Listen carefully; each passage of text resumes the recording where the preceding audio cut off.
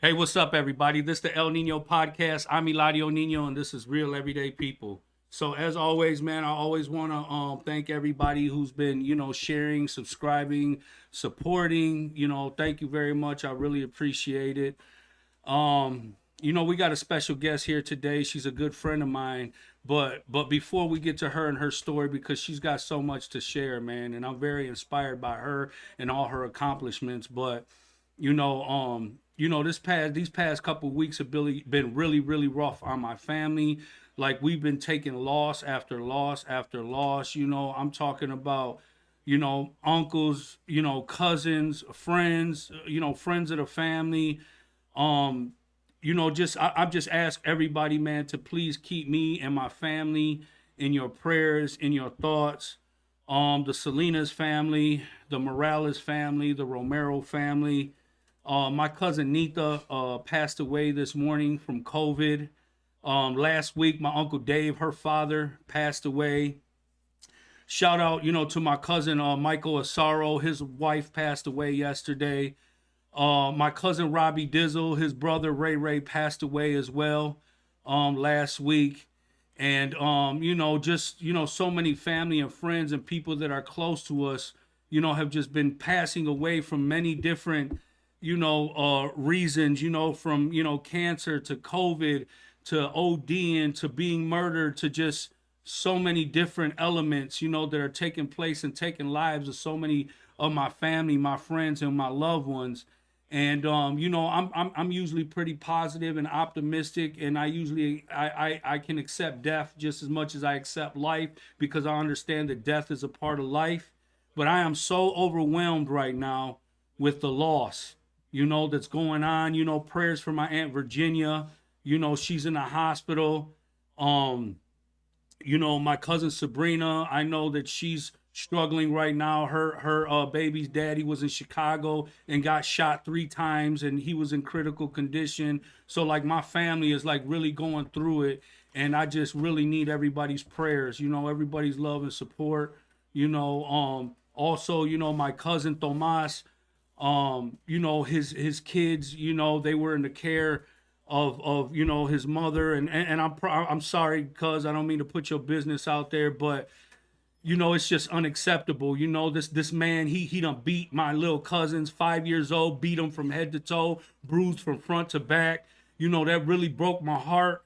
And all the kids who are going through these things and being suffered by people who are mentally ill, or people who are just crazy and got some issues that they need to heal and get past their trauma.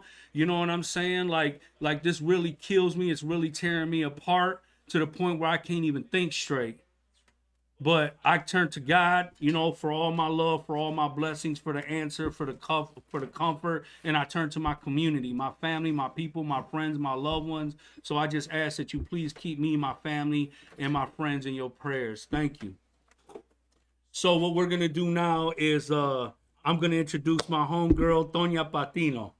What's up, Tonia? How you doing? Man, it's such an honor really to have you here, and to have you here on my podcast, man. I know we go way back. We got a lot of history, and after being gone for 17 years, it's nice to be able to come home and see, people like you who are just doing absolutely well for yourself, for your family, for the community. So many accomplishments, being a mother, being a wife, and just all of the above.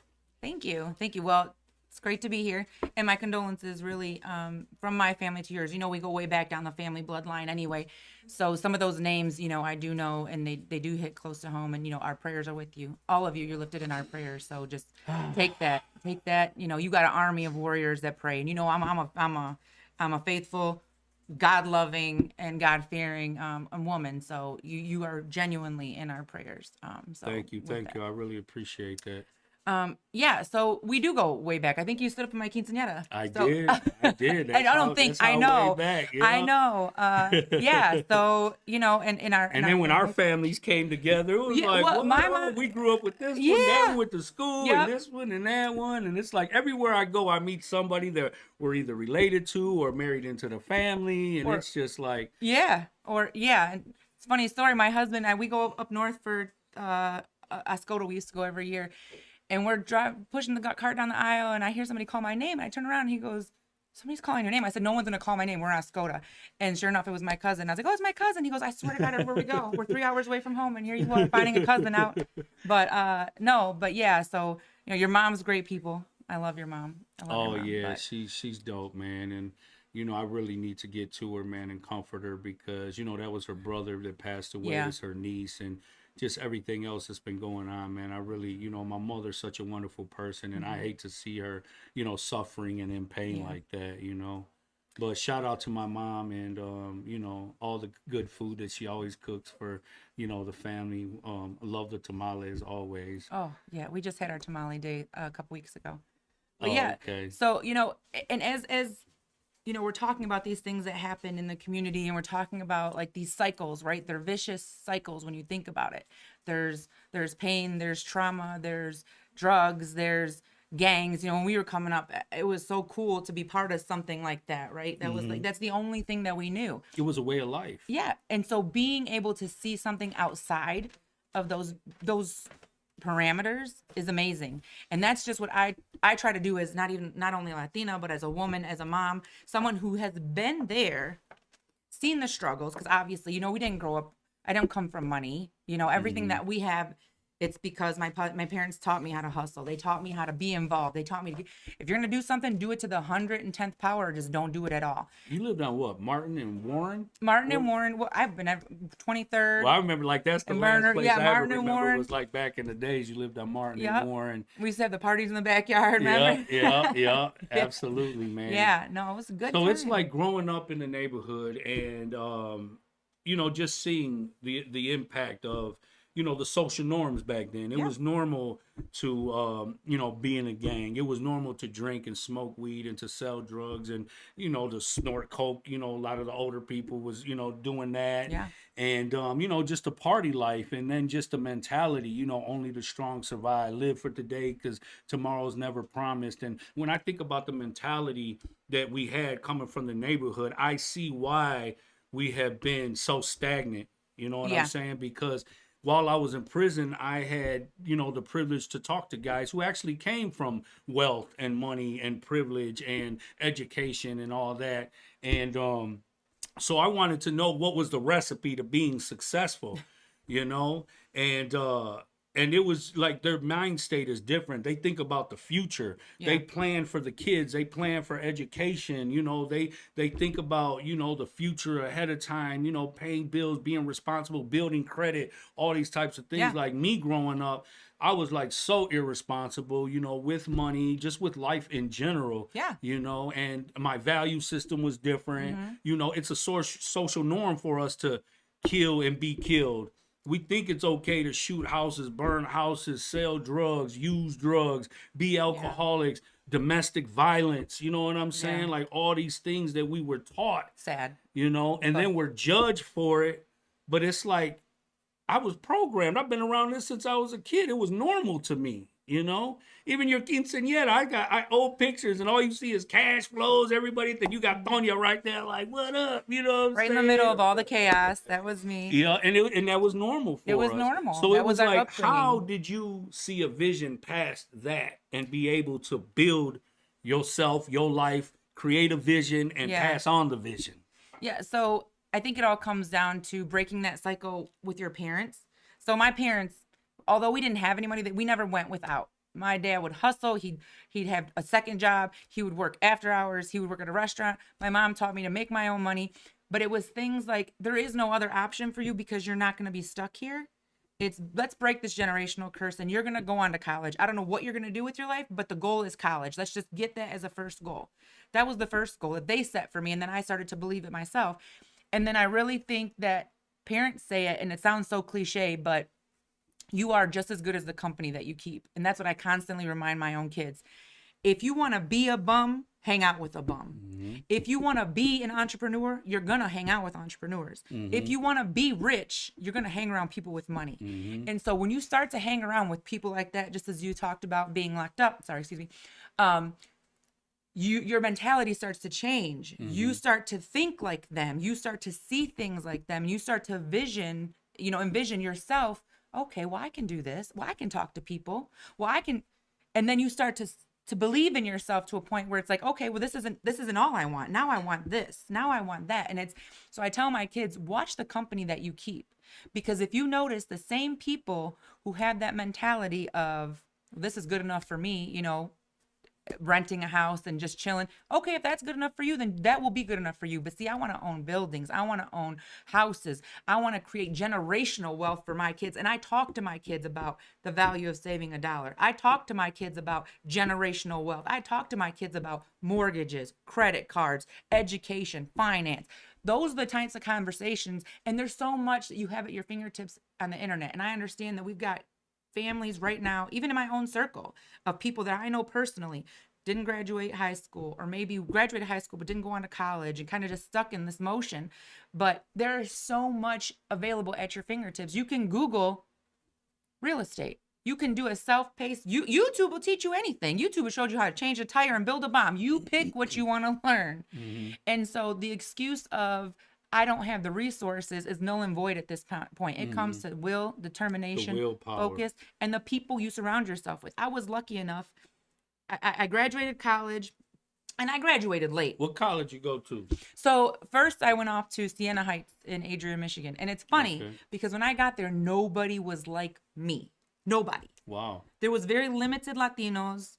It was primarily Caucasian, primarily country set folks that probably had different beliefs, different upbringing, came from money, and it was a private or a very expensive private school. So you had to have some sort of, I just got lucky because I got free education because of our financial status and our economic status as a family.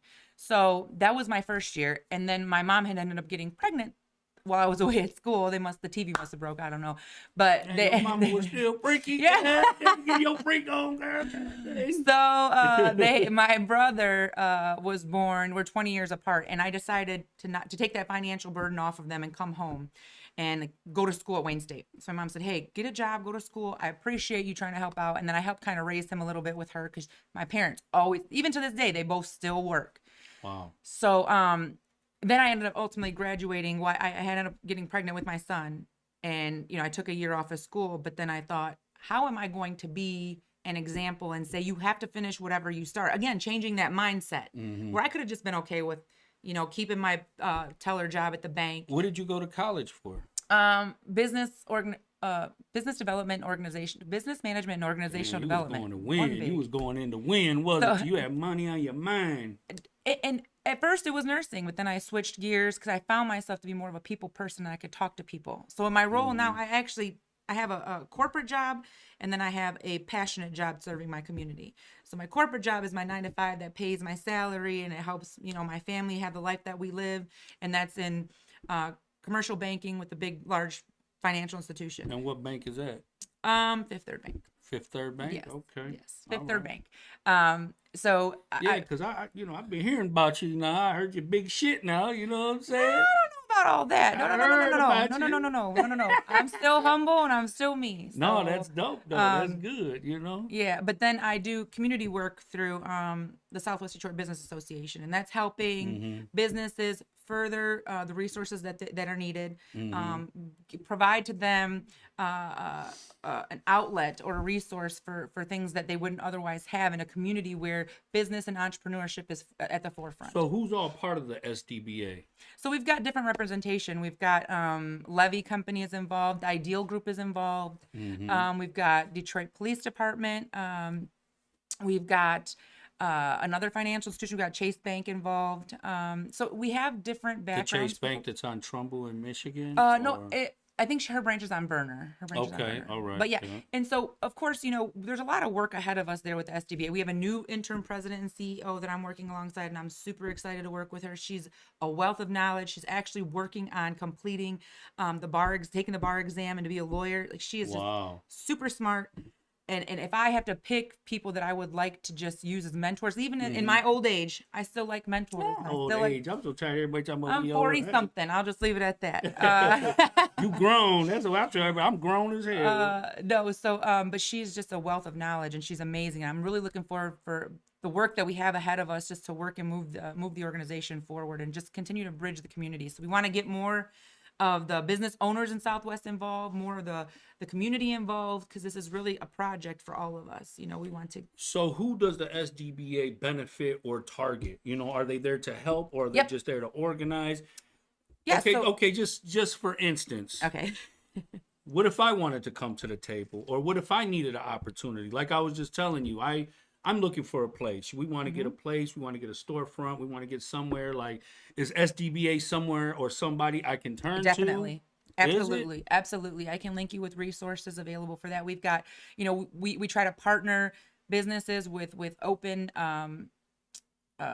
properties in the area, you know, to try to bring as much access to the community as possible, right? So we need soft textiles, so we need clothes, we need towels and things that you would go to Walmart for. We have limited in the community there, you know, and then we need, of course, we have the amazing food that comes from all different areas of the world. It's not just Latino anymore. We've got Asian fusion, we've got Italian and Mexican, so there's so many different restaurants, and it's really just like a culinary dream, I call it, because just the types of foods that are there make it pack on a few pounds. But yeah, no, I'd love to take it offline and talk about how we can, you know, either help you or guide you.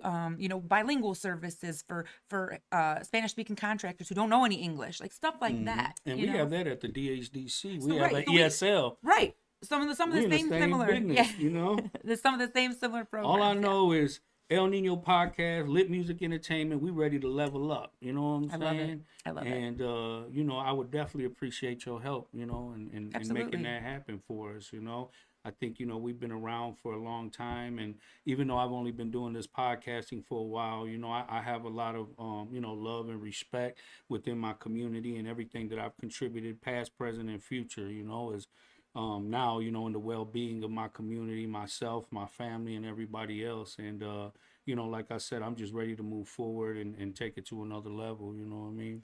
And I can't wait to see you do it. Because for someone to come from where you came from, incarceration, and then having a vision, coming outside of that and saying, this isn't the end. This isn't my story. I'm going to rewrite it. We're going to close that chapter and we're going to move forward. And then to have. And that's just what I did, Tonia. You know, I closed that chapter of my life. I actually utilize it in a lot of my stories, because when you spend half your life in prison, a lot of my lessons and experiences came from there. So people are like, man, you institution, you're always talking about prison. No, I don't talk about prison as in I'm glorifying it. I'm just telling you that this is where I learned the most, you know? This is where I grew the most. And that's what reform. That's why I suffered. That's why I suffered. Yeah. You know. But that's what reform should bring, right? So you've got some of the knuckleheads that'll go in and they just keep repeating the same habitual offenses. And it's like they don't want to change. That's not. I knew guys that couldn't wait to get home so they can get high, or they couldn't wait to get home so they can beat shit out their baby mama. They couldn't wait to get home so they can kill somebody. And I'm like, bro, what is wrong with you? They're not reformed. But this is how reform should work. You're an example of how reform should work. Jose Rivera is an example of how reform should work. You know, shout out to him. He's doing it, you know, and it's growth and it's changing the mindset. When you talk about what are the keys to success, there are no keys besides hard work, dedication, and focus. And then surround yourself with the people who you want to level up with. If you want to be, you know, you've got Lit Entertainment that's going national. Okay, well, who are they surrounding themselves with? They're not surrounding themselves with people right here in the city. They're expanding their network. They're moving outside of the borders of the city. And that's because, again, they're trying to be bigger than what they are today. That's growth. Once a month, Jose's going to Chicago. He's going to New York. He's going to Florida. I see him everywhere, jealous because I need a vacation. Must be nice, huh? Yeah, no, I'm telling you. But yeah, I mean, that's the key. And you know what's crazy is Jose, he just came out with El Barrio comic. The comic book. And I was in prison with him when he was drawing and writing and putting it together. And I mean, this was years ago, you know, and then to watch it manifest now into what it is today, you know, and him and just so many other brothers, you know what I'm saying, that have come home and, you know, taking care of their business. You know, I just feel like those are the ones that don't take life for granted, you know what I'm saying? And don't take people for granted and just determined to be successful, you know, to the best of their ability. Yeah. And that was the thing I used to try to teach guys is that, you know, gang members, drug dealers. I'm like, listen, do you know that you guys have skills? You guys have intelligence. If you just apply them same skills to a different life, a different path, you could be successful. You know what I mean?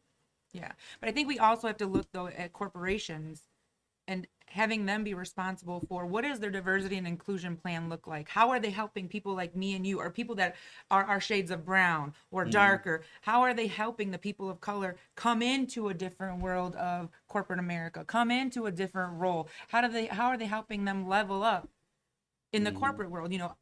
We have to look and hold those people accountable, because I could tell you for a long time in the space that I'm in, in for my 9 to 5 job, there were a lot of people that just don't look like me, or any kind of brown flavor whatsoever. Not brown, not black.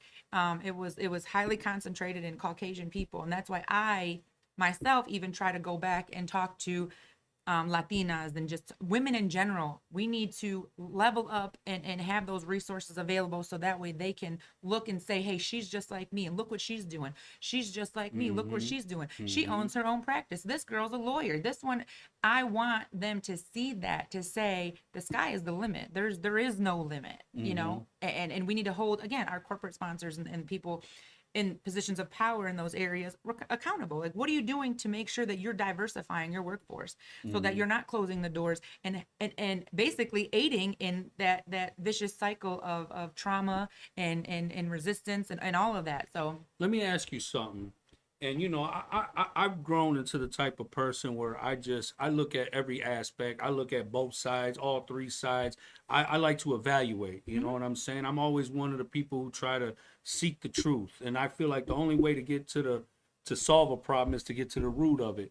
So where I work at, we're politically inclined. We know everything going on with redistricting, with gentrification, and all these types of things. And I've seen, Detroit today, more diverse than ever. You know what I mean? I like the idea that I don't have to walk down the street and worry about somebody shooting me or mugging me. You know what I mean?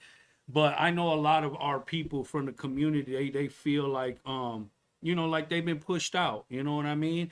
And I just feel like we've had this neighborhood for so many years and didn't do shit with it. And now somebody came in, invested in it, and now they beautifying the place and making it better. You know what I'm saying? And now it's like people have a problem with it. And I think you have to think about it from what makes Southwest Southwest. What makes Detroit Detroit? It's the grit, it's the hustle, it's the people, it is the ethnicities, the culture. And when you start to make properties expensive and out of the price range of those individuals who can't afford that, you're stripping away some of that identity of that area. And so it's a very hard balance that we try to find between gentrification and keeping the folks happy. That's why in some of these properties that we're bringing in, we're asking for mixed use properties. They have to have a certain level of apartments, or a certain portion of the property has to be available to low to moderate income families, because you cannot outprice the culture that's there, and that's what people are scared of.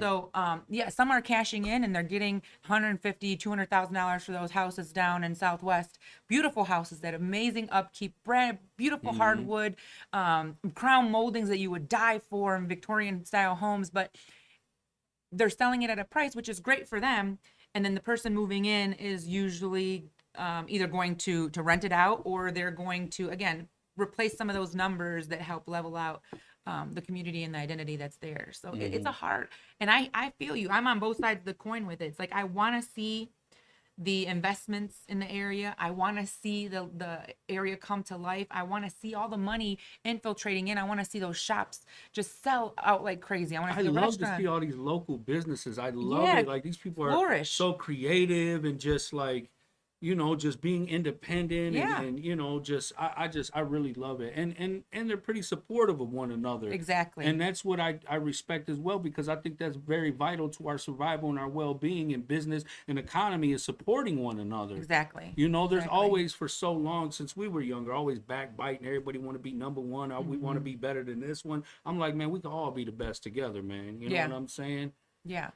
Yeah, and it's a hard balance, and I just want, I hope and pray that everything ends up just moving in the right pace and in the right direction. But again, you have to keep the identity of the area what it is. Once you start bringing in more folks that haven't been there and they're newbies, they're the gentrifiers, Mm-hmm. you are going to get an upset community because they're going to start to see less and less people that look like them, Mm-hmm. that identify with them, that have the same cultural background as them. And that's a scary place to be, especially for people who aren't from here or, are native to, to the land. So. You know, when I was younger, I used to take rides to like suburban neighborhoods, you know, because I used to admire the homes, the properties. And I was always like, man, I wish one day I could have a nice house.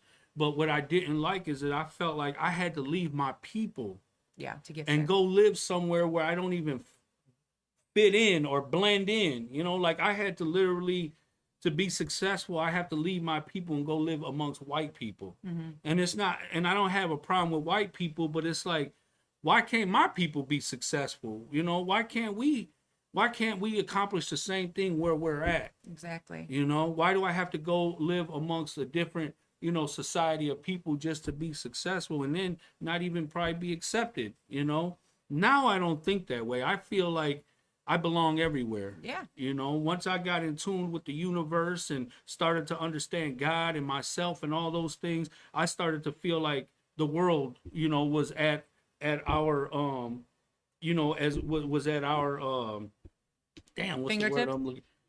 Yeah. But what I mean is, when God created the world, there was no No boundaries, there was no barriers. It was Yeah. for humanity. It was for humans to thrive, to grow, to raise families, to, be economically functionable. You Yep. know what I mean? And it's like, it just isn't that way. No, I've You I've know? actually had friends that moved to Texas for the same reason. They wanted their kids to grow up to see successful Latino doctors, lawyers. Mm-hmm. And in Texas, there's obviously a high concentration of Latinos, Mexicans.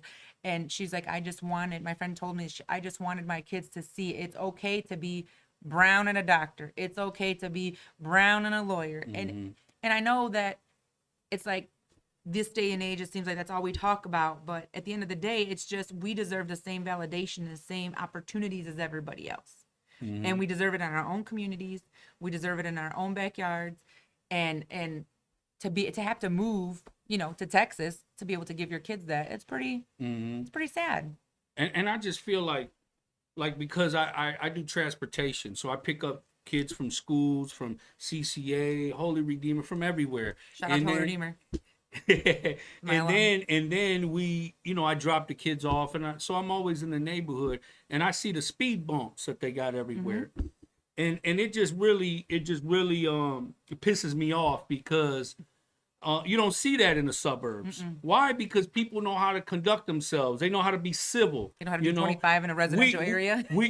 We always need somebody to come in and tell us how to live our lives. We need people to come in here and teach us how to be civil and how to behave. We need the government to say, hey, you know what? You guys act like animals, so let's go ahead and put these speed bumps there because you don't know how to act. You don't care about nobody's kids, and none of that, And I think that's sad and that's unfortunate that we can't govern our own communities and have, the best interests of our people. You know what I mean? Yeah. On the front line of things, and it's just not like that. No, I agree. I agree 100%. And it is obviously for safety reasons. And I know we're grateful that that's there because I've heard horror stories of accidents of people just flying down the street, not even seeing a kid. And then, someone's burying their baby because, again, you can't respect the rules that are in place to do the right thing and drive 25 miles an hour. But no, it is sad. It's sad in every aspect of the way. It is. I mean, do people out here care more about their people than our people do? No. Is the value of life different out there than it is over here? I mean, it's just I wish I had an answer. I wish homelessness, drug addiction, you know what I'm saying? I go up and down Vernon, it don't matter. I could be at Woodmere or I could be all the way at Vinewood. And it's like all you see is just homeless, crack addicts, drug addicts, and it's just there's beautiful, and then you got the grind. You know what I'm saying? Yeah, and then, it's funny you mentioned that. We are actually working with the Ideal Group is actually heading a project, Wipeout. It's called. So as you driving around Southwest, you can see the little cartridges of Whippets. Oh yeah, Whip It Wipeout. Yeah, Whip It, I've been and a part of that. We, trying to clean up the streets. The kids don't need to see that. Even my kids. We go down to Southwest because my grandmother still lives down there, and we see my kids are like, I was trying to tell them what the program was, and they're like, what's a whip Whip it? it. And I'm like, well, it's a cartridge container. Like, why, and I'm trying to tell them the gas stations. They're like, why do the gas stations sell it when it's supposed to be for whipped cream? And I said, exactly, because people will abuse it, and it's an opportunity to make $1. Thank you. Thank you, sir. But yeah, no, and anyone that wants to be a part of that or help out with that, we take volunteers. So just to I try to got all clean the up. magnet sticks. I done took my youth. We went to all the parks Love in the it. neighborhoods, Yeah. Del Rey. Thank you. We went everywhere. Thank You're very you. welcome. You're Thank very you. welcome. I feel good doing that. And But at the same time, I be on my live videos and I'm like, bro, I can't tell you how to live your life. But throw that shit in your own backyard. Throw it on your porch. Don't be throwing it over here where in parks where you got kids, you got pets, you got Yeah. elderly people, man. Don't nobody want to see that shit, man. and really, people need to educate themselves on the damage that they're doing to their body. So they're just so caught up in the having fun, the moment, and it's like really excessive drinking, those, first of all, it's a harm to your body, and you're kind of disrespecting God because he gave you a temple. Even overeating, I'm guilty, but I can't wait to eat. You know what I mean? I can't wait to eat. just different. But at the end of the day, though, it's like the damage that those things are doing to your body. You are basically suffocating your brain. You are giving yourself a little bit of brain damage. And There was a local rapper that, very recognized, 049 Gus, and they said that he was always on the whippets, and one day he was paralyzed. He couldn't move his body, Really? nothing. Yeah. Is it ever come back? I believe he went to therapy and, it's come back. I don't know if he's fully, healed or what, but I was like, wow, there is a risk factor in that. You know what I'm saying? Absolutely. You're suffocating your brain. And again, you start to lose some of those cells. They don't regenerate. And so if they're gone, they're gone. You don't get them back. Damn, that's crazy. I thought they reproduce. I believe that correct me if I'm wrong, if anyone wants to call in and let me know, but I'm Call almost, the hotline. If you got any questions, comments, any of I'm that. almost 100% sure that your brain cells do not regenerate. Shit, I thought I should they call. did. I should call my cousin Lola. She's a nurse and she's all over this kind of, like, she knows everything. I feel like, or a surgery tech. I'm sorry, but So who encouraged you for like education, career, like, and what was crazy is some of the stories that I had shared and heard from people who come from successful families, educated families, and I was like, well, how'd you go wrong if you're so, like we talked about, you surround yourself with nothing but good, you would think the results would be good. Like, what happened to you, And it was like, he was, a couple guys were like, you know what? My parents just forced me to be something I didn't want to be. They forced me to be a lawyer. They forced me to be a doctor. They had me living dreams that they didn't fulfill. You know what I mean? And then when you don't live your purpose, you know what I'm saying? What you're supposed to be, then you grow unhappy. You got education, you got money, you got success, but you don't value it because it's not yours. Yeah. You know what I mean? So then you turn to drugs. I knew a guy, he liked to steal cars. He didn't need to steal cars. He had many cars, but he loved to steal cars for the rush. You know what I'm saying? Wow. And this guy had, comes from good family. They own businesses and everything. And it's like, crime doesn't discriminate. No. Hate doesn't discriminate. There's white collar crime. Love blue doesn't collar discriminate. Crime. No, nothing. Yeah. No, and I think with education, honestly, it was just, so my tia passed away earlier this year. Sorry to hear about that. Thank you. But she had been the only one in my family that actually went on, got her degrees, and worked in corporate America. And she was able to, have a successful career, be a successful mom, have, grandkids, the whole nine. But I always looked at her like, okay, well, she went to college. That's who I'm going to do what she did. I'm going to do what she did. And just having her as, as my role model and following in those footsteps, that was, and she was my godmother too. So that was cool. But, that's for my educational piece. That's where I got that from. And then of course my parents, I had the Mexican parents. It was like I had a curfew. I couldn't do nothing. Like, I was out here, with my friends when I had a few opportunities, but that was it. Most of the time I was on lockdown. I couldn't go anywhere or do anything. So them. And then when it came to my career, it's funny because I was graduated and then I was working in a branch and I was managing a branch and I was managing. And that's a big deal, just graduating. Oh yeah. I was 30 though. I was 30. Okay. I didn't do it. I didn't do it in a row, but I I'm did. saying even graduating high school. Oh, though, yeah, like yeah. I didn't know too many people that graduated. Most of the people I knew were dropouts, just like me. Yep.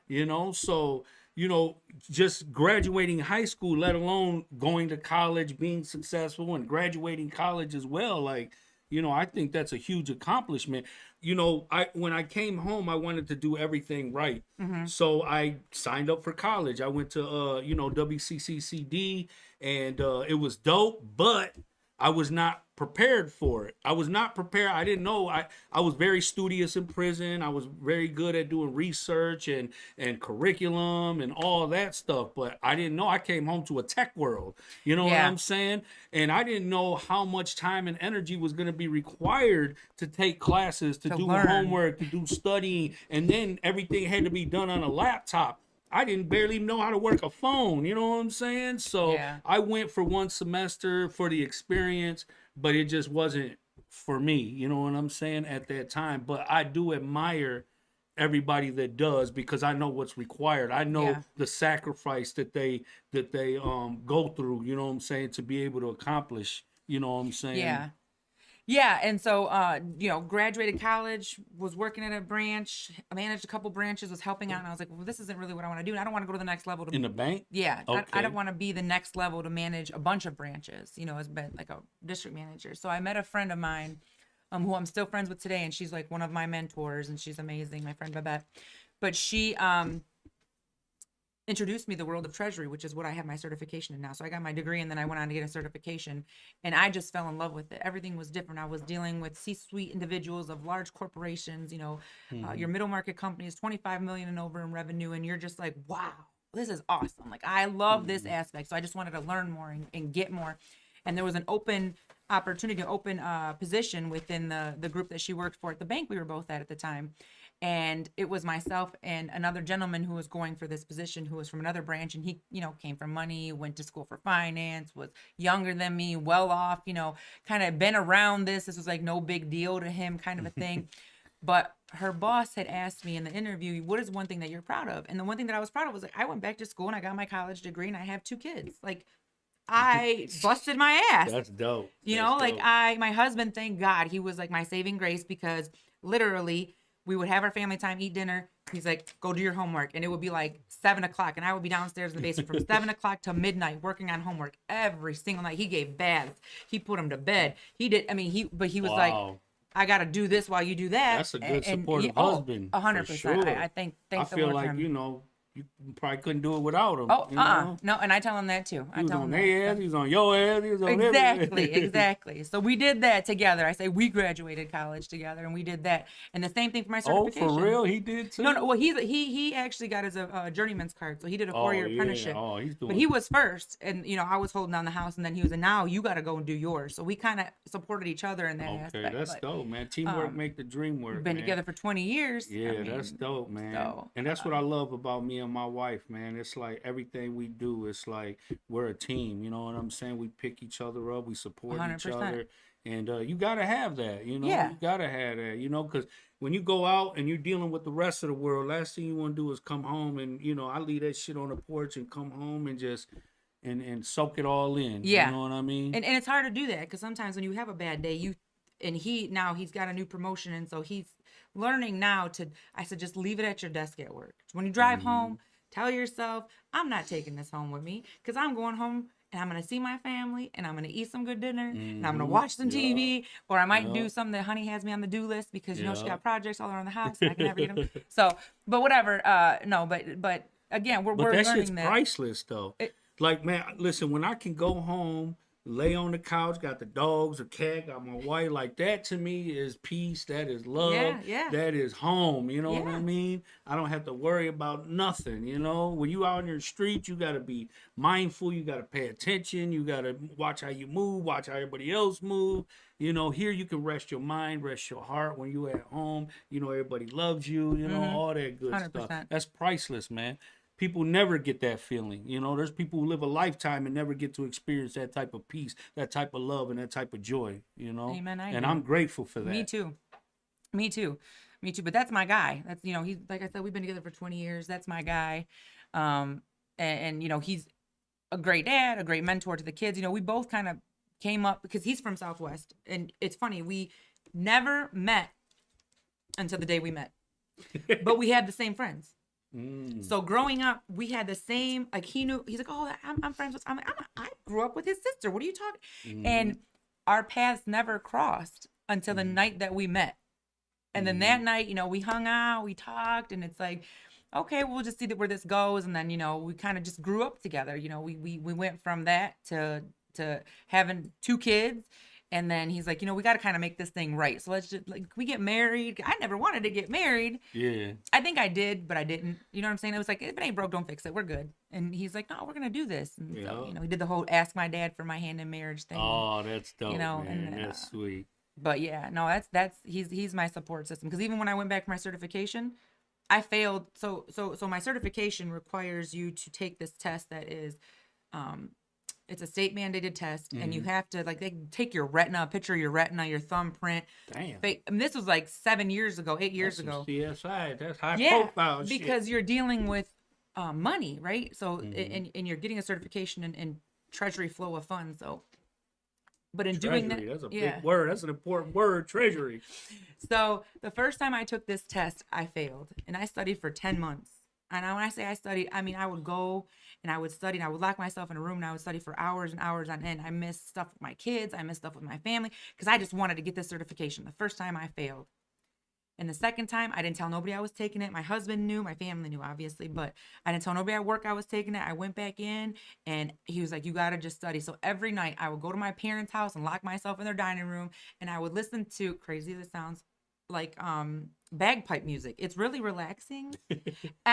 Like the Irish bagpipe music. Okay. And because I read somewhere that when you have no talking, but there's rhythm, you start to associate some of that with, like, the brain activity, and you can remember things. I was doing anything I could to try to get this test, and I passed. The second time I passed my certification. Wow, good for you. I was so happy. But again, I'm just saying, like, that support system, it's gotta be there. Absolutely. And I'm thankful. I'm thankful to God that I got my partner, my ride or die. Ain't no doubt, man. And it just feels good when you got somebody who got your back. Yeah. I mean, got your back. You know what I'm saying? Like, love you so much that if you die, they want to die with you. You know what I mean? You know? We got those jokes too. Like, you better not take my ashes. But no, I know we argue about, because she wants to be cremated. I want to be buried. You know what I'm saying? I want us to be buried next to each other, you know? And she's like, hell no. I'm like, okay, well, I'm going to smoke your ashes. That's what I'm going to do. No, that's good. No, your wife is sweetheart too. How's your daughter? My daughter's good, man. She's good. She's 25 years old. She's still trying to figure things out. Yeah, takes a while. She's still growing into herself, but she got her dad home. You know what I'm saying? So, I'm one of them people, like, everything I learned it the hard way. I learned it through suffering. I learned it through loss. But that's how I was able to learn about love, unconditional love, circumstantial love. That's how I just, learned to be grateful for everything, not take anything or anybody for granted. You never know what you got till you ain't got it no more. So, all that suffering taught me lifelong lessons, you know what I'm saying, that I'm able to pass on and distribute. It was my experience to obtain knowledge that I want to distribute to everybody else, because I don't want everybody to have to suffer the way I suffered. Yeah. But I want to pour everything into my daughter, and sometimes she gets it right, sometimes she gets it wrong. But I always tell her that, when you get it wrong, that's when you got to focus, because that's when you're going to find what you need, to be able to move forward. I don't look at problems as problems. I look at problems like projects. Now I got something to work on. I got to work through it. You know what I'm saying? And just get it done, figure it out. Life ain't easy, man. You know what I'm saying? Life throws shit at you from all kinds of, different angles. Just when you think you getting ahead, and life will knock you right back down. And, you think you done saved a few dollars, and then your car broke down, or something in the house went down, and it's just, it's just the way it is. But you just have to have a strong will. You got to have a vision. You got to have determination. You got to have a support system. Like you were talking. Like I tell people all the time, you hang with wolves, you're gonna learn how to howl. You hang with eagles, you're gonna learn how to fly. Oh yeah, birds of a feather. Yeah, just you are your company that you keep. That's who you are. So you're a reflection of them. Exactly. And I tell my kids the same thing. My son, first year at Michigan State, shout out to State, go green, go white. But I know. Go blue, okay. Just that our family's divided. But honestly, though, I just love all Michigan teams. Oh yeah, I'm a firm supporter of Michigan in all the general. Way, all the way. Yeah, no, I'd have to agree there too. But I tell him, it's great to have friends, because he's even experienced some of his friends that he's gone to school with when he was younger in elementary school, middle school. He thought they were, his little core friends, and now he's looking back, and some of them aren't doing so great. Some of them have turned to drugs. Some of them just kind of dropped out of school. And it's like, you have to surround yourself with the next level of people. Same thing with my other son, who's going to be playing his first varsity basketball game as a freshman. Wow. Yeah. So that's pretty dope. Oh, right? yeah, that's So dope. tomorrow is his first So game. are you gonna be like basketball mom? I already of the am. year, or I what? already am. You have no idea.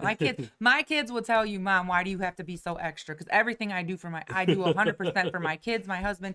They need something. You ain't just gonna get something. You're gonna get something plus extra, because that's just how I do it. So, but yeah, again, I tell them, you want to be better. Surround yourself with those athletes that are focused on their education, that are focused on going to the next level. You want to play for the G League? You want to play for the NBA? He's 6'3" and still growing. So push yourself, but surround yourself with the people that have the same like mindset that you do. Because if not, they're just gonna stall you.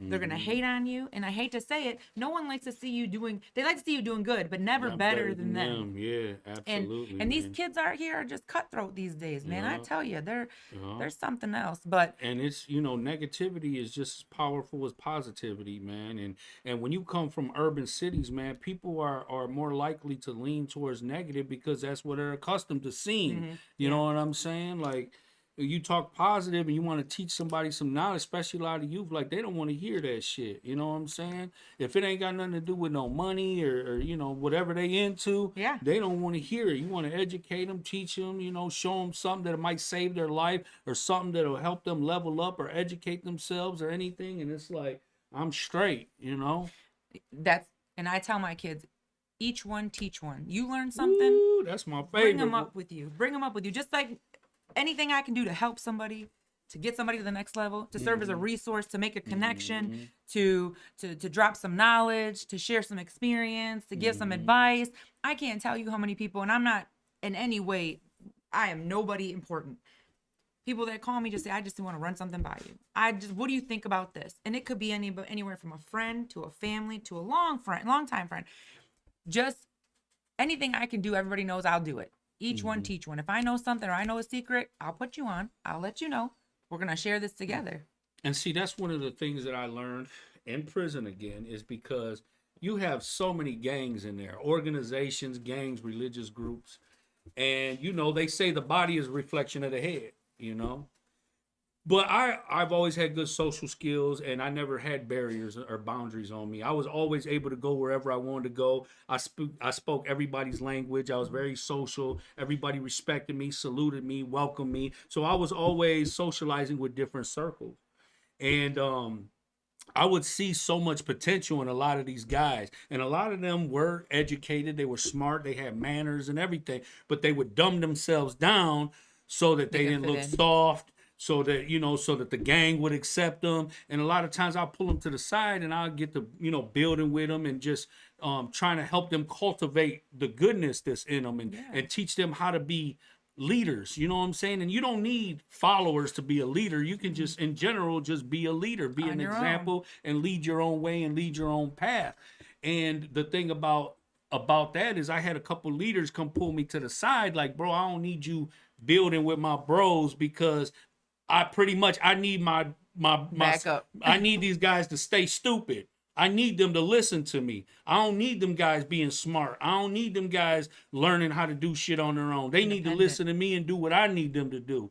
And I was thrown by that. But it's the truth though. There's a lot of leaders that want to see their people stay stagnant. They just want them to learn how to take orders. Like people always frown on followers. I said, bro, I was a follower. You got to learn how to be a good follower before you can become a good leader. You know what I'm saying? You got to be able to learn how to take orders before you learn how to give orders. But when you just maliciously want to keep your people ignorant, you are not a leader. You know what I'm saying? A leader is going to not only have the best interests of the people and everybody involved, but I'm going to educate you. I'm going to teach you. I want you to be where I'm at. You know what I'm saying? And if you surpass me, then congratulations, And everybody's just not like that, though. No, they're not. They're not. And it's sad. It's sad. Again, like one of my goals, I know one of your goals is just to keep moving our people forward. Break those generational curses that exist, from prison to drugs to everything. Poverty, even poverty. Even poverty. I want to talk to people about building a portfolio around real estate. You don't need and that's the one thing that poor people are programmed, or people of poverty are programmed to believe, is that you need money to be rich. What you need to be rich is discipline and other people's money. You need to have credit. You need to be able to pull other people's money. When I say other people's money, I'm talking about knocking on the bank's door. I'm talking about knocking on the SDBA's door, SDB, SBA. I'm getting all my letters mixed up. It's past my bedtime. The SBA, getting them small business loans. That's what I'm talking about. To build your own generational wealth. You don't need to be rich. You just have to have a small percentage to buy your first property.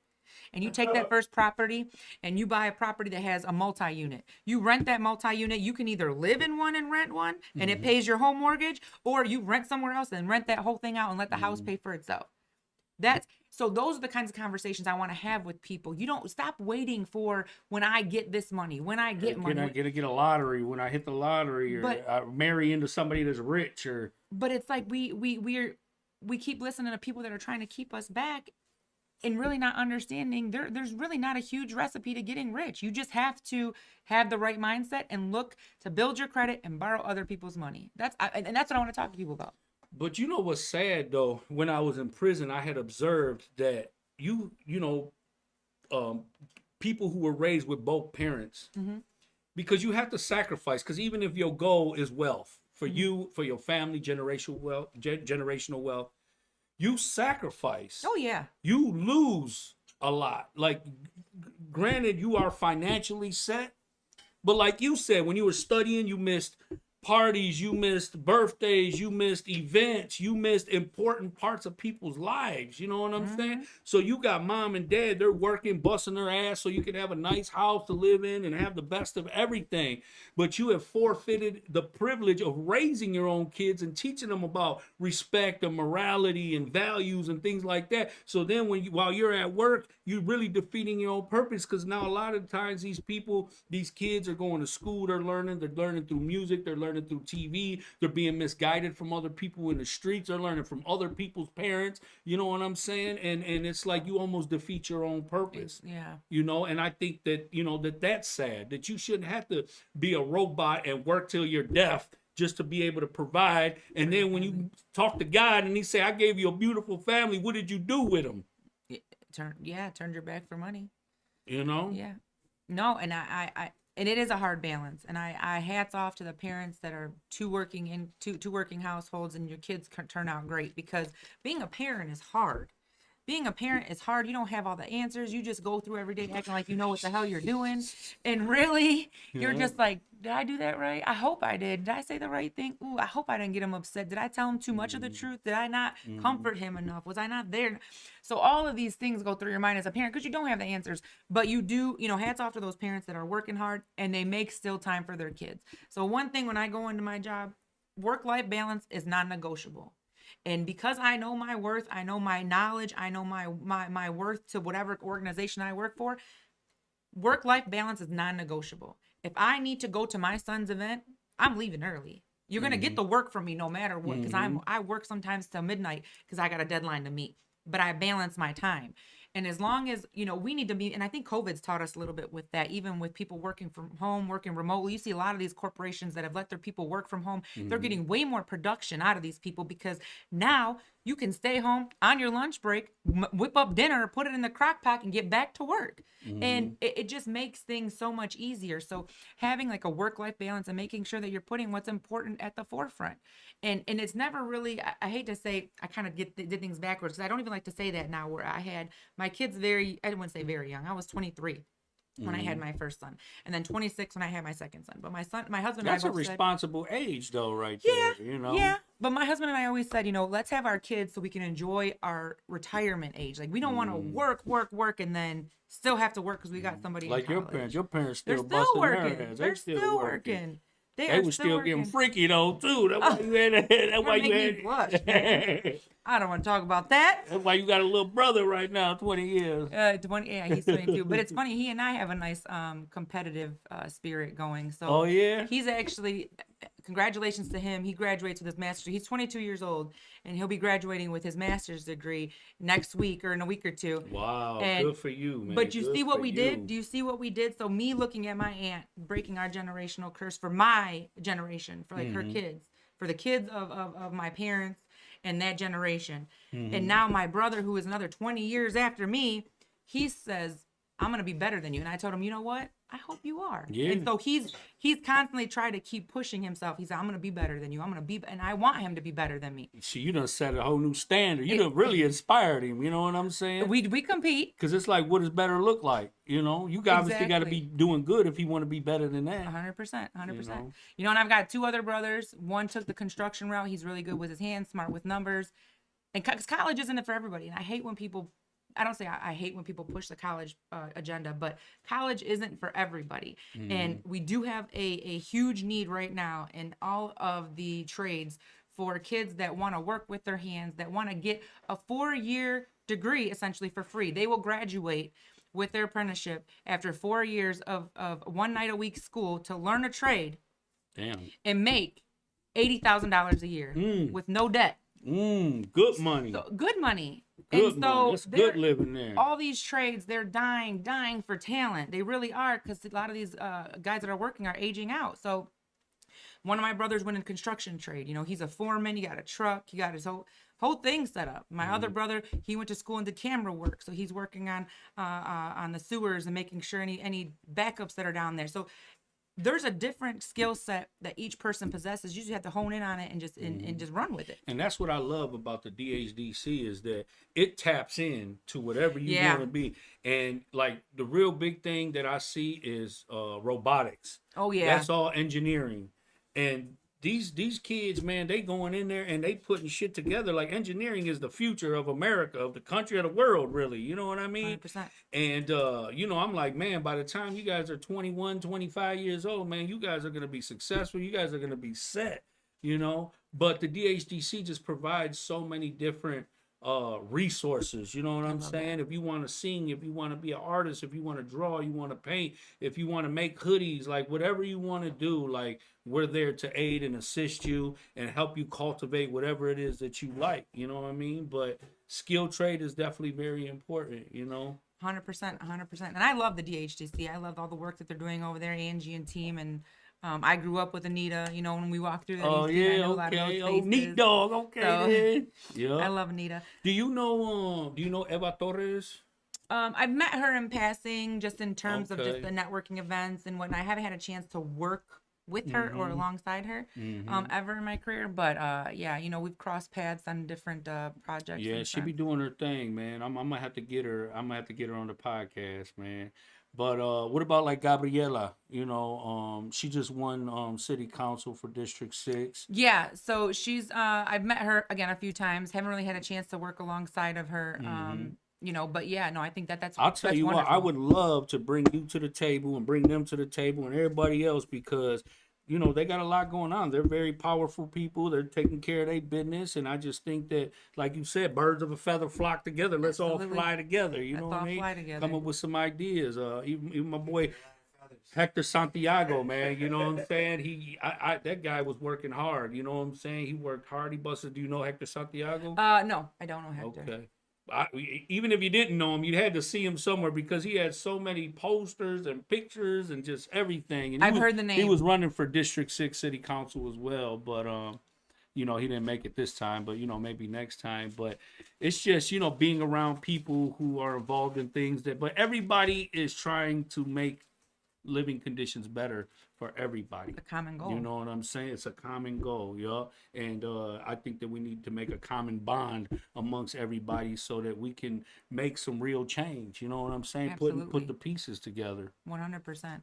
100%. Yeah. I want to put a networking event together at the DHDC. Let's do it. And I would definitely love to have, you know, everybody at the table, man. So we can come up with a power plan, you know what I'm saying? I love see it. some ultimate results, you know, get some of the business, you know, maybe the owner of El Nacimiento, you know, just, you know, people who are doing their thing and people who love to give back and want to see the growth of the people, the culture, the community.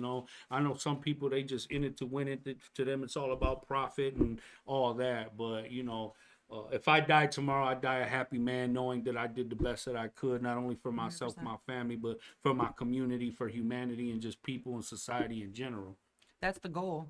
I always ask everybody that I talk to, even my kids, like, what's your legacy gonna be? What's your legacy gonna be? You're gonna be somebody who gave back, somebody who did the right thing, somebody who always took somebody under their wing, kind of show them the ropes. You're gonna be the guy that stood up to somebody who was being bullied. Like, what do you want to be remembered for? And that's important. Yeah, that's your legacy. Absolutely. I didn't want, because there was a point in time where I thought that what I was what I was always going to be, and I thought that what I was what I was supposed to be. Yeah. And even though I learned a lot in the trenches, in the mud, I learned so much. But like they say, that diamond in the dirt, that was me. I was the diamond in the dirt. You know what I'm saying? And I'm still buffing myself, though. You know what I mean? Because there's still a lot of potential. Still so much more room for growth, for knowledge. You know what I'm saying? And I want to reach my full potential. You know what I mean? I think you're on the way.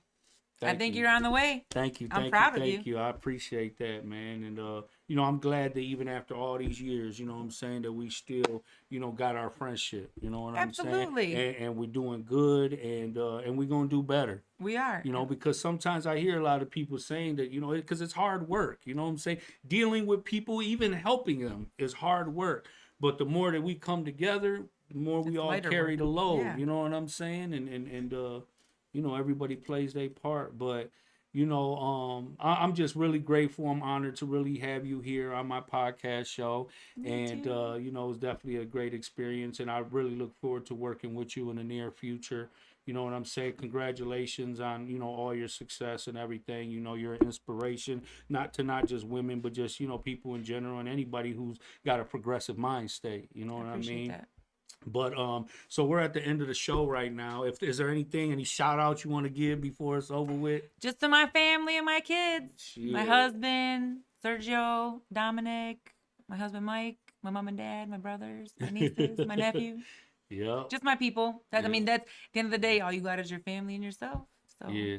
No, but thank you for having me. This was awesome. My first podcast experience. I could check it off my bucket list because it's in the books now. Absolutely. And that's dope. appreciate you. So what we're going to do is we're going to go over here and we're going to let you sign the Wall of Fame. Oh. Yeah, definitely. It ain't just popping in. You got to put your name on the wall. I do. Yeah, for sure. I don't have any. You got the marker? Oh, you ain't got no spray paint? And I almost touched the roof here. Promise to you, for you forever to stay. How could I be? I was blind to see you. Your promise wasn't the same. If I had known you better, would it really matter to me? Got to keep up with you. I guess my love is too young. Not right for you to go away. I gave my heart to you. Give you love. I gave my heart to you, baby, my baby. Yeah. I want to definitely thank Tonia Patino for taking time out of her busy life to come in here, be on my podcast, share her story, success, determination, growth.